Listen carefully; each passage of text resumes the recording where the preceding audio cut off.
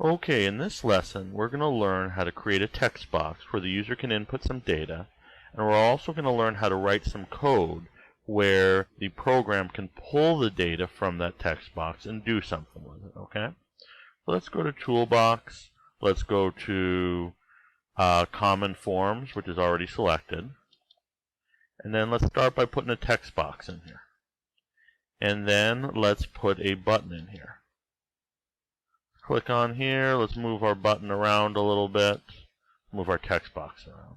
Now I'm going to rename this text box so it follows conventions, makes it easier for other programmers to read the code. So I'm going to list it by alphabetically, and again it's properties we want to look at. So I'm going to call it txt get numbers. This text box is going to get some numbers. I'm going to go to the button. I'm also going to rename it so it fits the code.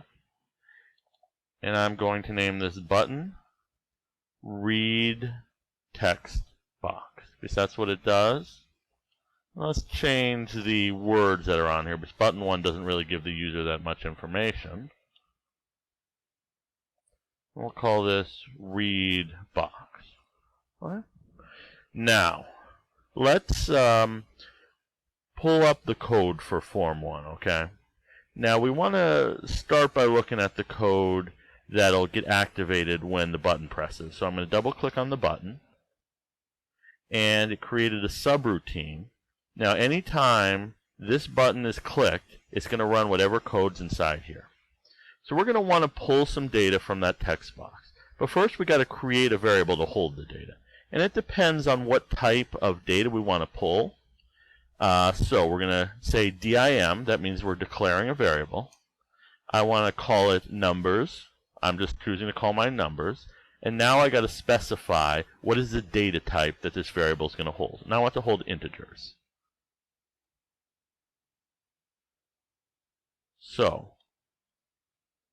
I am declaring a variable named numbers, and the data type of the variable is integers. Okay, now what we need to do is we need to pull the data from the text box and put it inside the variable numbers.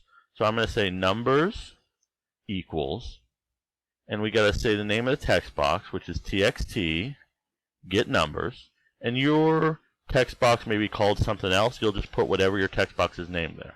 Now we have to do something else, because we aren't setting numbers equal to the text box itself.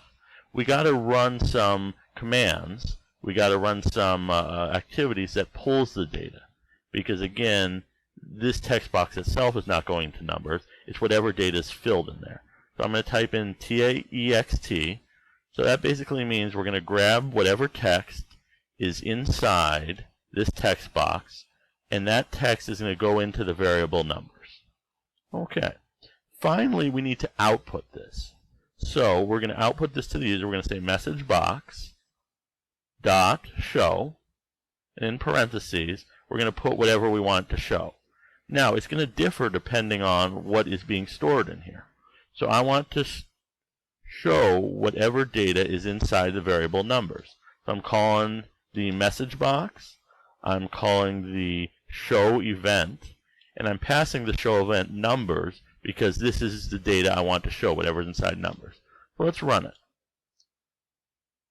Okay, so I'm going to type a number in here, 15, and then I'm going to hit read box. So what read box is going to do is it's going to, when I hit read box, it's going to go through all these 3 lines of code here. It's going to create a new variable called numbers. It's going to pull whatever data is inside this text box here, put it inside numbers. Then it's going to call the message box event called show, and it's going to pass it the contents of what's inside the variable numbers. We call this an argument because we're passing it this argument. Let's read box, and it outputted the 15. So it did what we expected it to do. Now, we could do anything we wanted with this variable numbers. We could add it to something else. We could change the value. We could analyze the value. We could have an if-else. So if numbers is greater than something, or if it's less than something else, it does one thing or another thing.